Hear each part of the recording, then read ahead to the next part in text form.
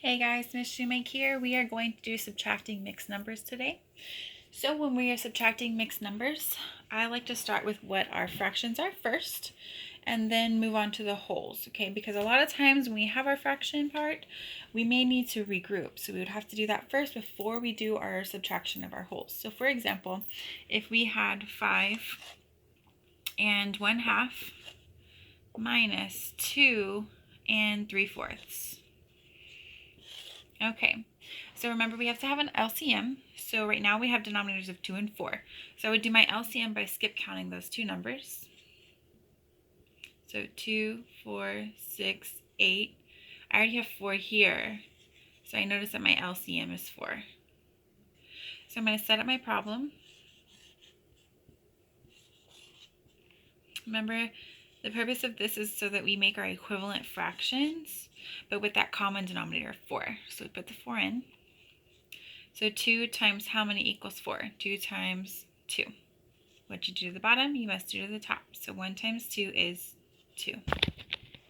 Okay, so down here, 4 times what equals 4? 4 times 1. What you do to the bottom, you must do to the top.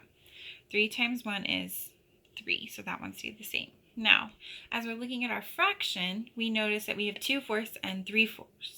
So 3/4 has more parts than 2/4. So that tells me that I'm going to have to regroup in order to do this subtraction problem. So we go to our whole. My whole is 5. I'm going to take one whole away. It turns into 4. Now what determines how many parts are in our whole is my denominator. So to add this to it, I can't just put a 1. I have to add it here as a fraction. So we're going to keep that LCM with a 4. And to make this a whole, I still have to have 4 parts in my numerator. So now we add these. 2 plus 4 is 6. Denominator stays the same. So now I can do 6/4 minus 3/4. My denominator stays the same. So 6 minus 3 is 3. Okay? Now go back to your wholes. So 4 wholes minus 2 wholes is 2. So I look at my fractions again to make sure it's simplified. 3/4, 3 is prime, 4 is composite. But I do know that 4's factors are only 1, 2, and 4. So this cannot be simplified. Okay, so that's an example where we are regrouping. Okay, we found our LCM. We regrouped, use that LCM to help us make that fraction, and then we subtracted. Okay, so let's make another example.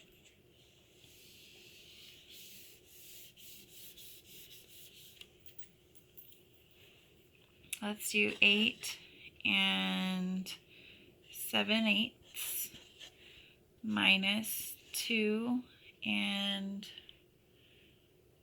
2/6. Okay, so just like anytime we're doing adding and subtracting in mixed numbers, we need to find our LCM. So my denominators are 8 and 6. So 8 and 6. Okay, so 8, 16, 24, 6, 12, 18. I gotta keep going. 24. So 24 is common. I'm going to set up my problem. Remember, we need to make those equivalent fractions because we have to add or subtract fractions using the LCM. We have to have a common denominator. So my 24 goes here and here. Now I ask myself, 8 times what equals 24? 8 times 1, 2, 3. What should you do to the bottom? You must do to the top. So 7 times 3, 7, 14, 21. Okay, so then 6 times what equals 24? 6 times 1, 2, 3, 4. What you do to the bottom, you must do to the top. So 2 times 4 is 8. Now, is it possible to do 21 minus 8? Yes, it definitely is. So 21 minus 8. Okay, I cannot do 1 minus 8. I have to regroup. So 2 turns to 1, and this one turns to 11. 11 minus 8. So you can count up, you can count back. Some of you already know it. But 8, 9, 10, 11. That's 3. Okay, and then I bring my 1 down. So 21 minus 8 is 13. And my denominator stays the same. Okay, now we go back and do our wholes. So 8 minus 2 is 6. So you have to decide if this can be simplified. So 13 I know is a prime number because the only factors it has are 1 and 13. 24 is composite, but I do know that neither of its factors are 13. So we're going to say that this is already simplified. Okay, so remember, we have to look at our denominators, find our LCM, set up to make our equivalent fractions, and then subtract. This one did not involve regrouping from the wholes. All right, let me know if you need any help. Thanks, guys.